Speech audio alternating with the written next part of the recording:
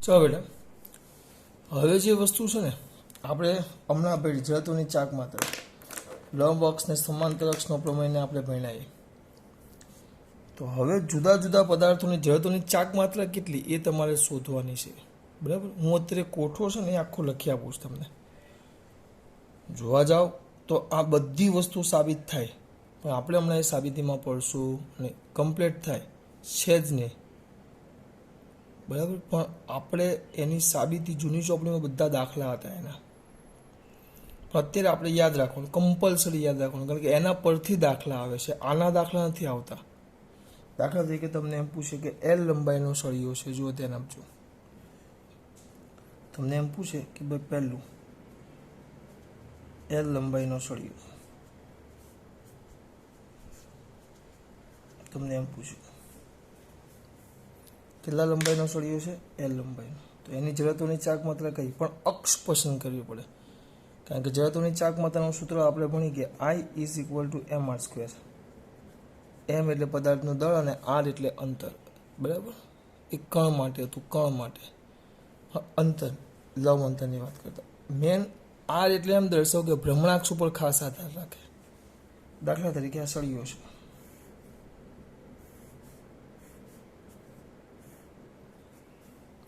તો સળિયાના કેન્દ્રમાંથી પસાર થતી અક્ષ ને, કેન્દ્રમાંથી, આમ કેન્દ્રમાંથી, બરોબર આમ કેન્દ્રમાંથી, સળિયાના દ્રવ્યમાન કેન્દ્રમાંથી પસાર થાય, કમ્પ્લીટ વચ્ચેથી પસાર થતી અક્ષ હોય અને એને અનુરૂપ આમ ચાક ગતિ કરતો હોય સળિયો. તો આને અનુરૂપ જળત્વની ચાક માત્ર કમ્પલસરી યાદ રહેવી જોઈએ, એમ એલ સ્ક્વેર બાય 12. એમ દળ છે પદાર્થનું, એલ એની લંબાઈ છે, આનું દળ એમ છે, આની લંબાઈ એલ છે, અને 12 આ યાદ રાખવાનું, M L square by 12. M L square by 12 આની સાબિતી આવે છે બેટા, મને ખબર છે, મને આવડે છે. આપણે હમણાં નથી પડવું, આપણે યાદ જ રાખવાનું કે આ સળિયો હોય એલ લંબાઈનો, જેનું દળ એમ છે, તો બરોબર એના સેન્ટર ઓફ માસમાંથી પસાર થતી અક્ષને અનુલક્ષીને જળત્વની ચાક માત્ર M L square by 12, M L square by 12. આમાં કોઈ શંકાને સ્થાન નથી, એમ એલ સ્ક્વેર બાય 12. બરાબર, હવે એ જ પાછું પૂછે, એ જ વસ્તુ, ખાલી થોડોક ફરક કરી નાખે. આમ છે, એનું દળ એમ જ, એની લંબાઈ એલ જ, પણ અક્ષ અહીંયા છે.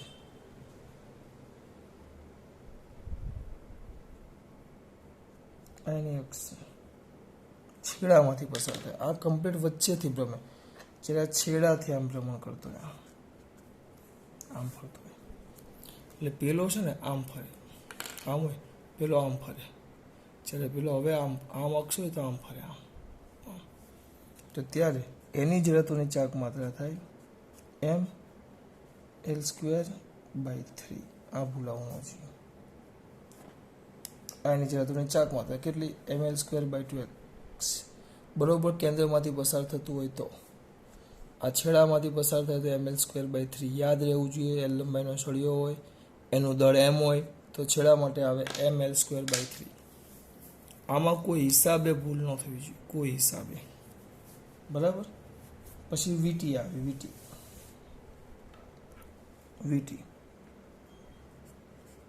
આર ત્રિજ્યાની વીટી,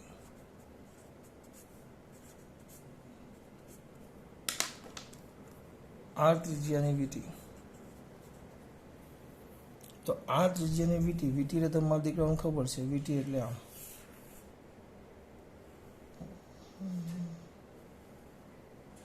વચ્ચેથી ખાલી હોય, આમ વીટી એટલે રિંગ યાર,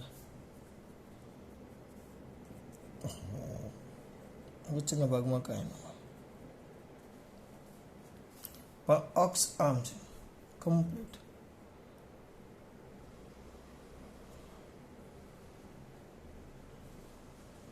આમ છે અને આમ ફરે છે. તો વીટીના સમતલને લંબ, આમ જે વીટી હોય તો વીટીના સમતલને લંબ અક્ષ હોય. આ વીટી હોય તેના સમતલને આમ લંબ અક્ષ હોય.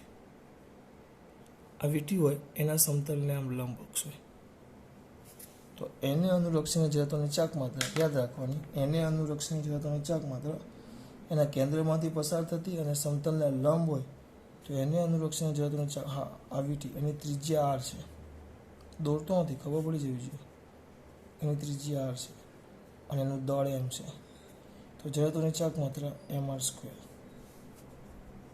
જડત્વની ચાક માત્રા કઈ બેટા? M R square. યાદ જ રાખો, આ બધાની સાબિતી છે, આ બધાની સાબિતી છે, પણ પરીક્ષામાં સાબિતીનું કામ નથી, આના પરથી બીજા દાખલા આવશે, તો સાબિતી હું કામ કરવા જાઓ છો? ડાયરેક્ટ મોઢે જ રાખો, બરાબર. પછી આગળ વીટી આ જ, પછી એ જ વીટી પાછી,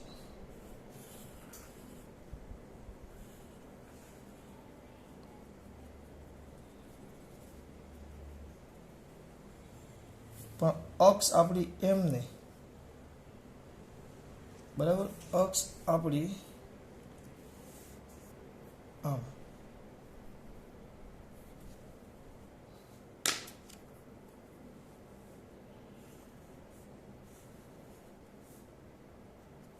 ને આમ ફરે છે.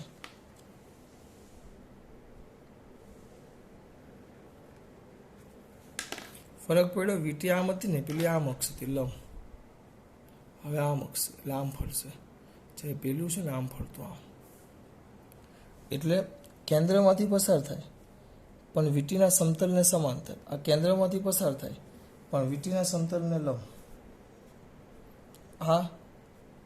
આ કેન્દ્રમાંથી પસાર થાય, લગતો નથી, આ દેખાય જ છે તમને, આ કેન્દ્રમાંથી પસાર થાય, આ એક છેડા પરથી પસાર થાય. આ વીટીના સમતલને લંબ અને કેન્દ્રમાંથી પસાર થાય, કેન્દ્રમાંથી પસાર થાય અને વીટીના સમતલને સમાંતર, ટૂંકમાં વ્યાસની દિશામાં. તો આને અનુરૂપ જડત્વની ચાક માત્રા, આને અનુરૂપ જડત્વની ચાક માત્રા 1/2 mr².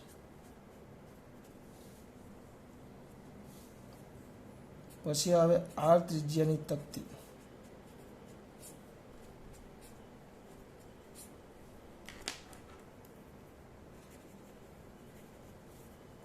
તકતી એટલે આમ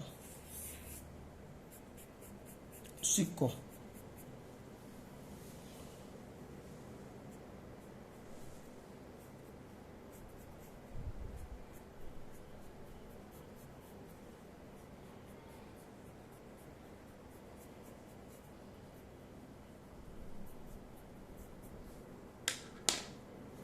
તો કમ્પ્લીટ જ એના કેન્દ્રમાંથી પસાર થતી આમ છે, કેન્દ્રમાંથી પસાર થતી અને એના સમતલને લંબ. દેખાય? કેન્દ્રમાંથી પસાર થતી અને એના સમતલને લંબ. કેન્દ્રમાંથી પસાર થતી અને એના સમતલને લંબ. ધ્યાન રાખજો, કેન્દ્રમાંથી પસાર થતી અને એના સમતલને લંબ. તો લખશું આપણે આ કેન્દ્રમાંથી પસાર થતી અને સમતલને લંબ હોય આ અક્ષ, જેની અનુઅક્ષને આમ ફરે છે. હા, અને ત્રિજ્યા જે દર વખતેનો આર ત્રિજ્યા જ છે અને દળ એમ છે, એનું દળ એમ છે અને એની ત્રિજ્યા આર છે. તો જડત્વની ચાક માત્રા, એની જડત્વની ચાક માત્રા આવશે 1/2 mr².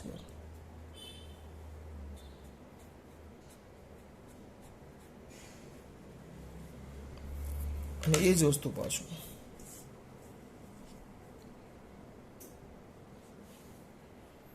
એવી જ તકતી લઈ લો. એ બકવાસ દુરાણી તકતી, કઈ વાંધો નહીં, સમજી લેજો કે તકતી છે.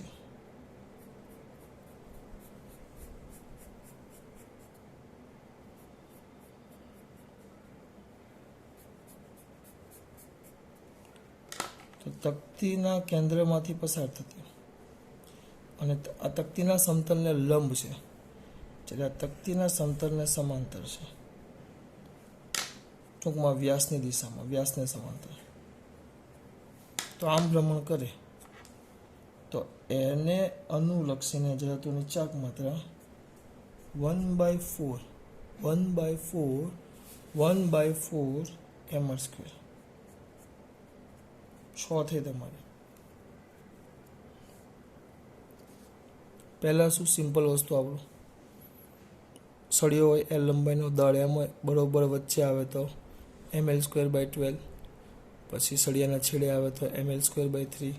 રિંગ, અહીંયા જો રિંગના કેન્દ્ર, રિંગની ત્રિજ્યા r હોય, દળ m હોય, રિંગના કેન્દ્રમાંથી પસાર થાય અને રિંગના સમતલને લંબ હોય, આમ સમતલને આમ લંબ હોય, આમ લંબ આમ, તો mr²।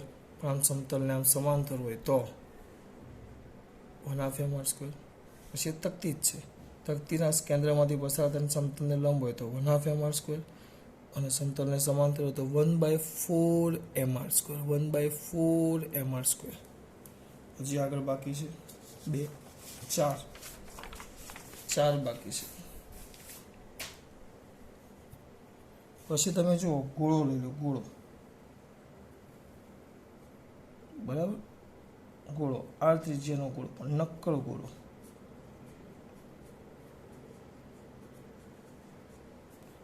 અને એક બાજુ આવે પોલો ગોળો, એક બાજુ આવે નક્કર ગોળો અને એક બાજુ આવે પોલો ગોળો, બે ગોળા જ લેવાના છે। ટૂંકમાં નક્કર ગોળો એટલે સિઝનનો દડો અથવા સ્માઇલી બોલ, અંદરથી ભરેલો, અથવા સિઝનનો દડો, જ્યારે આ તમારો પ્લાસ્ટિકનો દડો, એટલે આમ હોય પણ વચ્ચેથી પોલો હોય, અંદર કાંઈ ન હોય, વચ્ચેથી પોલો હોય, તો એના કેન્દ્રમાંથી પસાર થતી અક્ષ ને અનુલક્ષીને જડત્વની ચાક માત્રા આવે, ગમે ત્યાં દૂર, એ કેન્દ્રમાંથી જ પસાર થાય। ગોળામાં વાંધો ન આવે, આમ વર્તુળ દેખાય પણ ગોળો વિચારવાનો, આમ ગોળો, બોલ,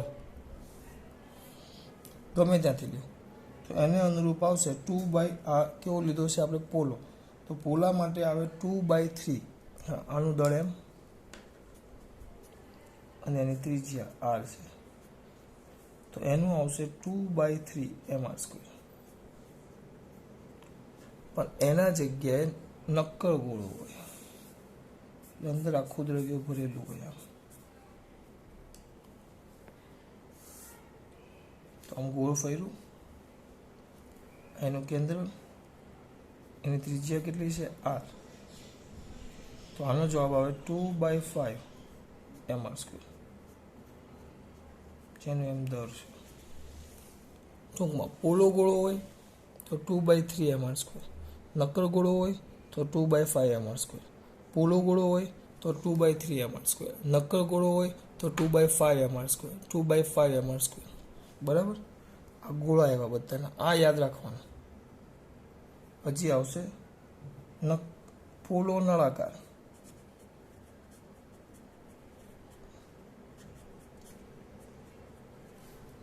પોલો નળાકાર એટલે ટૂંકમાં પોલા નળાકાર તરીકે શું લઈ શકીએ આપણે? પાઇપ, એટલે પાણીની પાઇપો આવે ને, બધી પાઇપો, એટલે અંદર કાંઈ ન, અંદર ખાલી હોય, એમ પોલો નળાકાર। આ પોલો નળાકાર, તો આ બાજુ છે પોલા નળાકાર ને આ બાજુ છે નક્કર નળાકાર।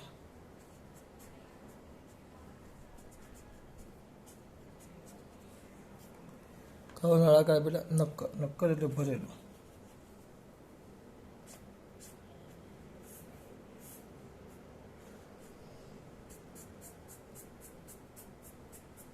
આ પાઇપ આવે, પાઇપો આવે, જ્યારે આમાં સળિયો આવે, સળિયો, લોખંડનો સળિયો આખો ભરેલો, તો કમ્પ્લીટ આ અક્ષ ઓરિજિનલ એની આમ ફરતું હોય, એક અક્ષ આમ ફરતું હોય, તો પોલામાં આવશે, પોલા નળાકારમાં આવશે mr², અને જડત્વની ચાક માત્રા આવશે mr², આનું દળ m છે અને ત્રિજ્યા r છે, આમાં એ જ, આનું આવશે mr² અને આનું આવશે 1/2 mr²। આ તમારે બધા યાદ હોવા જોઈએ। ચલો 1 મિનિટ પાછું જોઈ લઈએ બેટા આપણે પહેલેથી। ચલો પહેલાં અહીંયા જુઓ, બીજું બધું નહીં। l લંબાઈનો સળિયો હોય, દળ m હોય, એની અક્ષમાંથી પસાર થાય તો ml²/, હાથ રાખીએ, ચલો l લંબાઈનો સળિયો હોય, દળ m હોય, કમ્પ્લીટ કેન્દ્રમાંથી પસાર થાય તો એવી અક્ષની અનુલક્ષીને જડત્વની ચાક માત્રા ml²/12, છેડામાંથી પસાર થતો હોય તો જડત્વની ચાક માત્રા ml²/3 મોઢે જોઈએ. પછી આવ્યું જો રિંગ છે, રિંગના કેન્દ્રમાંથી પસાર થાય ને રિંગના સમતલને લંબ, જો સમતલને લંબ તો એ આવશે, આ આવશે mr². રિંગના કેન્દ્રમાંથી પસાર થાય પણ રિંગના વ્યાસને સમાંતર અથવા સમતલને સમાંતર તો 1/2 mr². તકતી લઈ લો, તકતી નીચે લખવાની જગ્યાએ ઉપર લખેલું છે. તકતી હોય એના કેન્દ્રમાંથી પસાર થાય ને એના સમતલને લંબ તો 1/2 mr². તકતીના કેન્દ્રમાંથી પસાર થાય ને તકતીના સમતલને સમાંતર, આમ બોલ્યા જ કરવું પડશે તો જ આવડે, 1/4 mr². પછી ક્યાં ગયું આપણું? આ નીચે જ છે. પછી ગોળો હોય, નક્કર ગોળો હોય અને કેન્દ્રમાંથી પસાર થાય તો 2/5, નક્કર ગોળો હોય તો 2/5 mr².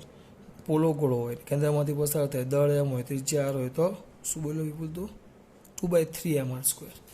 પછી અહીંયા પોલો નળાકાર હોય, r ત્રિજ્યા અને m દળ હોય તો બોલો દીકરા, r ત્રિજ્યા અને m દળ હોય ને પોલો નળાકાર હોય તો કયો નળાકાર હોય? પોલો નળાકાર હોય તો અમારા દીકરાઓ mr², અને નક્કર હોય તો 1/2 mr². આ વસ્તુ ભૂલાવી ના જોઈએ બેટા. આટલી વસ્તુ કમ્પ્લીટ મોઢે જોઈએ મારે, કમ્પ્લીટ. અને કોઈ શંકા કુશંકાને સ્થાન નથી. અને આટલો ભાગ અને આટલો ભાગ કમ્પ્લીટ.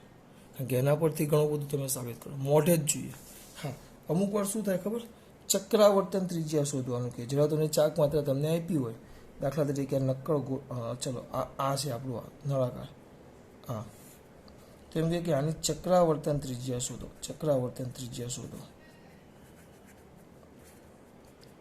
એમ કીધું હોય. તમારે કંઈ નહીં કરવાનું, ચક્રાવર્તન ત્રિજ્યા કઈ તો પહેલાં I બરાબર શું લખ્યું તમે? 1/2 mr².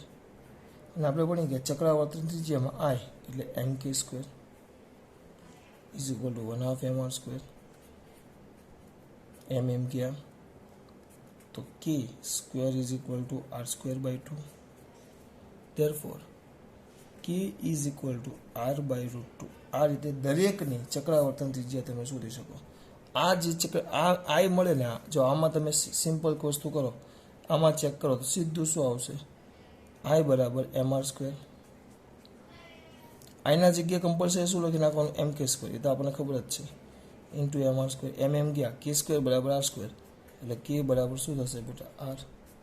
આમ દરેક માટે તમે ચક્રાવર્તન ત્રિજ્યા શોધી શકો, દરેક માટે, આના માટે પણ બધા માટે. ચલો આ કમ્પ્લીટ મોટી જોઈએ આજનું ચાલેલું બધું જ, એટલે કે લેક્ચર નંબર 34, 35, 36 આ 3 લેક્ચર તો મોસ્ટ આઈએમપી છે જીનીટ માટે. બરાબર, પાસ થઈ ગયા છે ને બધા, તેમ છતાં હું ધીમે ધીમે રેગ્યુલર ચાલુ રાખું છું કે મારે કરાવવાનું છે તમને કમ્પ્લીટ, કપ્પાને નથી, બધું કમ્પ્લીટ ચલાવવાનું છે. એટલે ચલો ખાસ વાત. જય શ્રી કૃષ્ણ.